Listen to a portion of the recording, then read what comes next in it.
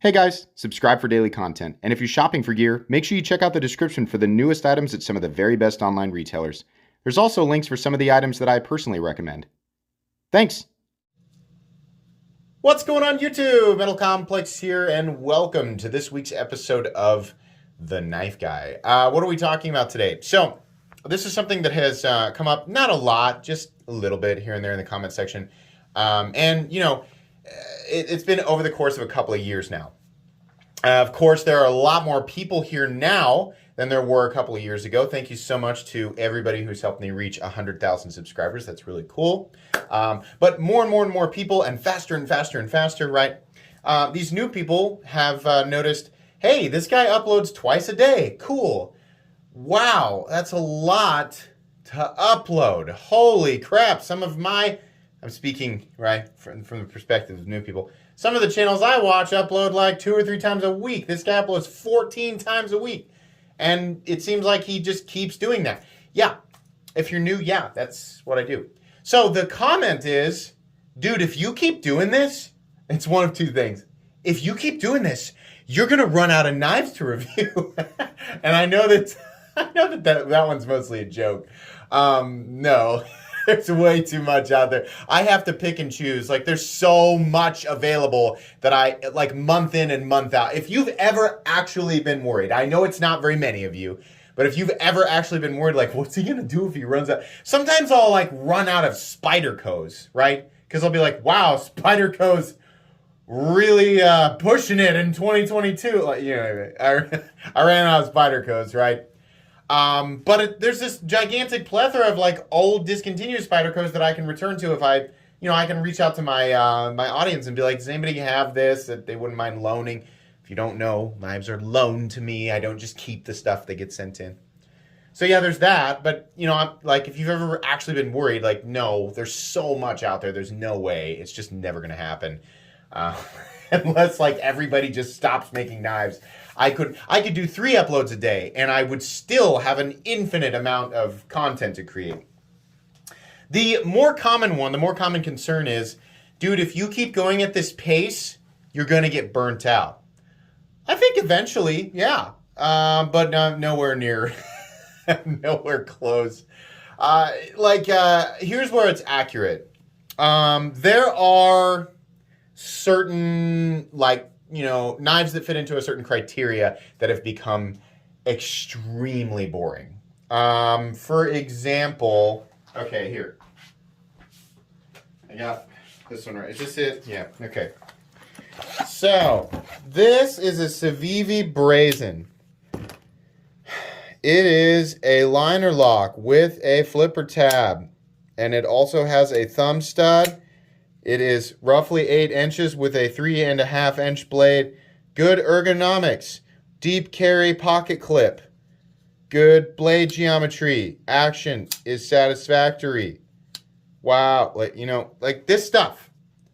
Now, the reason that I keep showing it is because like when Civivi comes out with a new generic model, it is good. And it's also like if there are it's not like all of the new people who ever were going to join are here now. No, there are new people every day and more are joining. And listen, I know people are not going to go back to my 2,500 upload library. Seriously, I've uploaded 2,500 times and go and pick out like, oh, so this is no, they just want to see whatever the notification pops up, whatever the recommended is, right? So when there's new generic stuff, then I still cover it. Now, I'm not nearly as enthusiastic about stuff like this as I am with stuff like this, right? The brown FSD. I know you guys, well, where do I get that? You can't, it's one of those knives. One of those knives that really expensive, very small batch, very difficult to get. It's one of the, you got to follow him on Instagram, right? But stuff like that comes out and I'm like, oh man, and that makes it super interesting. And it also creates that contrast, right? If every single thing that I reviewed was boring, or every single thing that I reviewed was exactly as interesting as the last thing, then it would become boring. What keeps this interesting is the incredible contrast between stuff like this, right? I still want to point people in the right direction. I don't want to, start like exclusively reviewing like ultra high-end custom or semi-custom knives, right?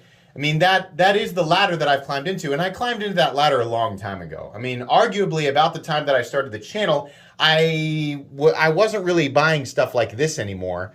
I was buying, you know, $300, $400, $500 knives, and now I've graduated into the sort of $5,000, $6,000, $7,000, $8,000, $9,000 knife territory. But I still cover this stuff because it's important. This is the type of stuff that people start with, right?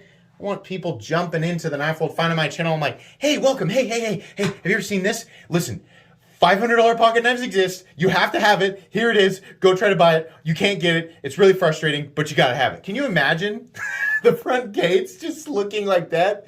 No. I want people to walk in and go, wow, there's a lot to take in here. And I go, hey, it's cool. You know what I got to do? Listen, start somewhere around here. This is interesting. Won't break the bank, right? Or, you know, start somewhere around here. This is probably the best starting zone, right? Ontario Rat 2, something like that. And then you can let them explore for themselves. And there's a million different avenues, and I've got all my playlists sorted, things like that. And not just me, but other channels, right? The knife world in general. But yeah, no, that contrast, getting back on topic, that contrast is what makes it interesting. Because if I sit down, sometimes I'll record, believe it or not, you think 2 a day? My content's pre-recorded. There are times where I'm recording 6 times a day to fill up what I call my back. I can't remember what I call it. The back burner, I think is what I call it in my head. There's always roughly 30 uploads sitting in the YouTube ether, unlisted, that no one has seen. Why do I do that? Well, I do it because, number one, it's easy to control the schedule that way. I'm not panicking to get an upload. The worst thing you want from a knife reviewer is a knife reviewer who is panicking to get an upload out, so he's rushing a review to get something. No way. I want to be able to control all that. So everything that you guys are watching was recorded days or sometimes weeks in the past so that I can casually, you know, record and not feel pressured or this or that. Everything is scheduled. I also do it because in the event that something happens, I've been really blessed over the last 4 years on YouTube. Nothing catastrophic has happened in my life. So, you know, running this channel has been pretty easy, right? Let's say something happens and I literally can't put out new content. Well, what I would do is restructure the channel. So instead of 2 uploads a day, it would go to 1 upload a day for up to 30 days, meaning I have a month of content to keep this channel running. Right? And it'll do that automatically. If you don't know, when you have YouTube Studio, videos can be uploaded and set to unlisted, meaning no one can see them. They don't pop up in the library anywhere. You can try, but you won't be able to see them. And then they're scheduled to go public or visible on a certain day at a certain time. I can do that for I can do that with 100 uploads if I want to, and the channel will literally operate itself, which is great. It won't place videos into playlists, and obviously I can't, you know, there's no one to comment for me, so I won't be able to reply to things, but that way the channel just continues to run, and I've done that on purpose. So having that much control over the channel and the incredible contrast between, you know, a lot of this stuff, right, or just new releases, right, this F95, it's an F95 from Shurograph, but it has been dramatically changed. This is the new F95. That's not like a special version of it. This is the new F95. So when they released this, I was like, oh my gosh, the F95 has been like the same thing for so long. That's so interesting. And then it has all these new teeny tiny little details. It's kind of like anybody who's ever like invested an enormous amount of time in a video game. When they do an update, and you know, whether it's a small update or it's an overhaul or it's a DLC, you're interested, right? Patch blah, blah, blah came out for Elden Ring. What'd they change? Holy crap, they finally nerfed Rivers of Blood. But they buffed, no, they haven't done that. But they buffed the colossal weapons, cool, right? Little tiny changes like that are infinitely interesting, right? If you're somebody who plays video games a lot, you know exactly what I mean. It's exciting. You're at work and you read like, hey, there's a new patch coming out, or the new patch dropped today, and you're supposed to be working, but you're looking at the patch notes, right? Dissecting every last teeny tiny little detail. That's me looking at the difference in the jimping between the new F95 Zero and the old F95. It's a small detail, but it means the world, right? To people who are going to spend $1,000 on a knife. Who would ever stop? Not the point today. To people who are going to spend that much money, those details do matter. And I like seeing those details. Now, admittedly, some things are more or less fascinating, some minor changes, right? But like when when we does something like the press check, this is so, some people argue like it's not that different. I think this is a wild departure from stuff that I've seen from Wii here in the last couple of years, and it makes it interesting, right? It makes for a good talking point. You can tell in my content, the videos that it's not like I'm forcing my reviews to be 24 minutes long, right? You watch a review from me, it's not uncommon for it to go over 20 minutes, right? People are like, your videos are too long. I don't care. I have a lot to say because I'm extremely interested in all the little tiny details.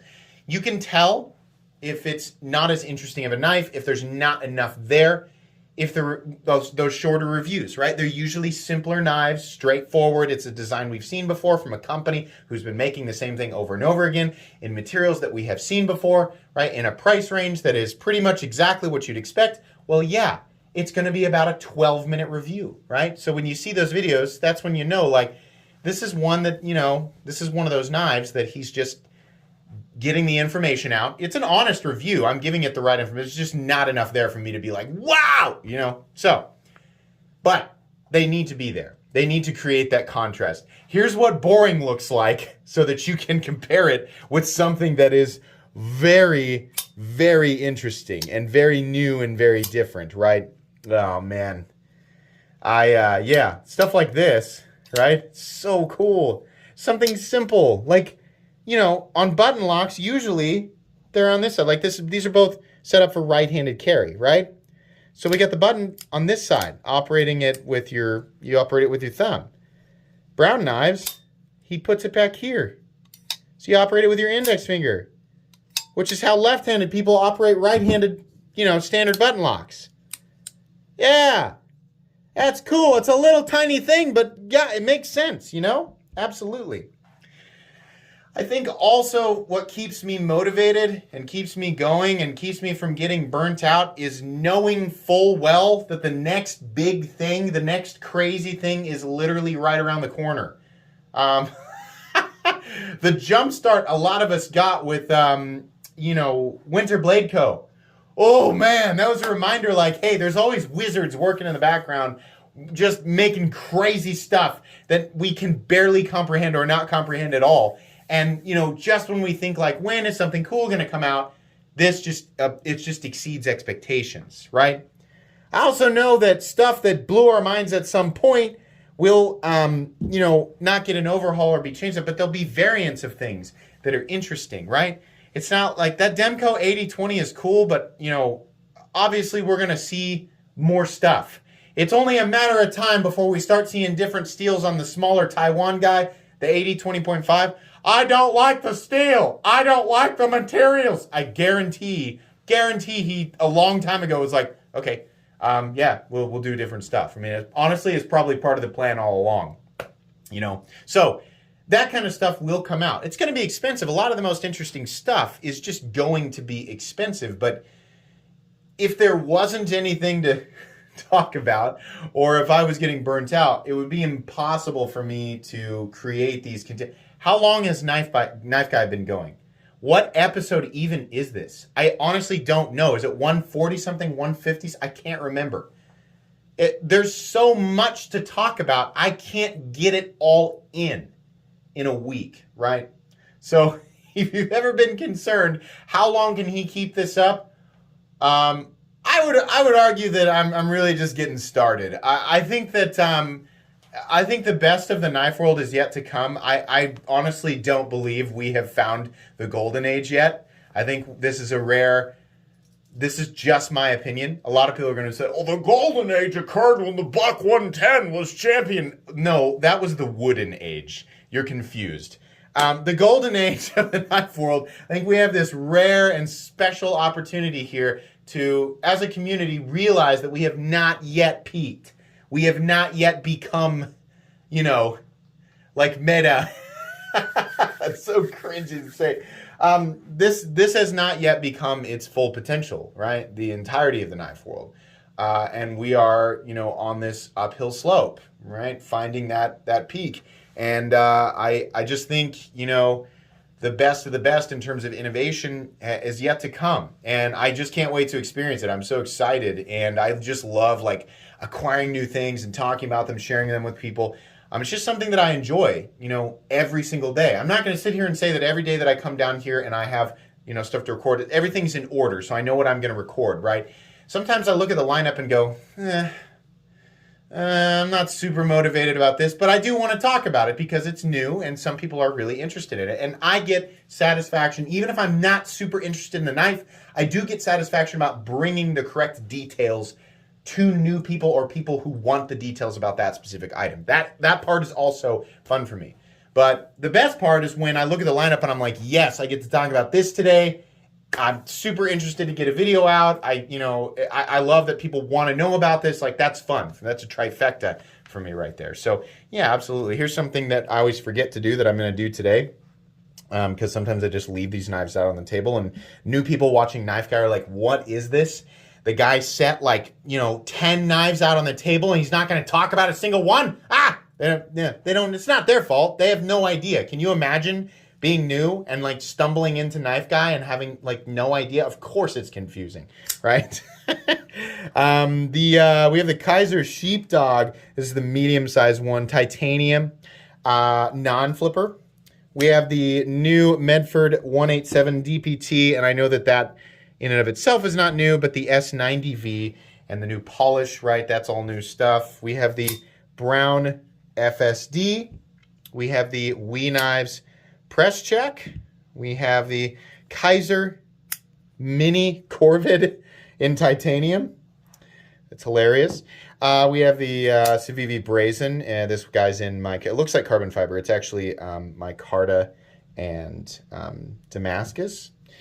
We have the brand new Shirogorov F95 which is absolutely gorgeous, and that's mine. We have the Kaiser Assassin button lock. Hope they continue to make those. And then, of course, we have I can't do the reverse flick on this guy with my left hand. We have the Demco 8020. This is the big boy. This is not the Taiwan guy. It's not the $150 version. This is the original big boy in titanium, the one that is arguably the most difficult version of that knife to get your hands on. CPM 20CV in titanium. Guys, I think that's going to be pretty much it for today's episode of The Knife Guy. This was a fun one to talk about. Hope I helped ease the concerns of anyone thinking eventually he's going to get burnt out and just stop uploading content. No. You'll know well in advance if something happens that makes me, if I'm unable to unload or upload content, right? Everything is kind of set up to just keep going and keep working and functioning the way that it's supposed to. And I have my own ways of making sure that I stay enthusiastic about it. But most of that is essentially autopilot. I really don't have to try very hard to be enthusiastic because knives are cool, right? I mean, I like watches and pens and pry bars and all that other stuff, right? But I just have this really, there's a lot of passion in knife stuff. It's just fun. I would imagine a lot of you think like that. Otherwise, there wouldn't be 100,000 of you watching my content. Anyways, thanks so much. 100K celebration next weekend. Pretty cool. Lots of awesome prizes to give away. Make sure you go back to my playlist called Collection Updates and Channel History if you want the details on everything that's going on. Anyways, be sure to follow me on Instagram at metal_complex. If you enjoyed this video, leave a like. If you'd like to check out my other content, I do, of course, have lots of videos of knives that are either expensive or inexpensive that I do or don't like, so check those out. And if you enjoy all my content, go ahead and click on that Metal Complex logo right there and subscribe because there's definitely more coming. Thanks again for watching, everybody, and have a great day.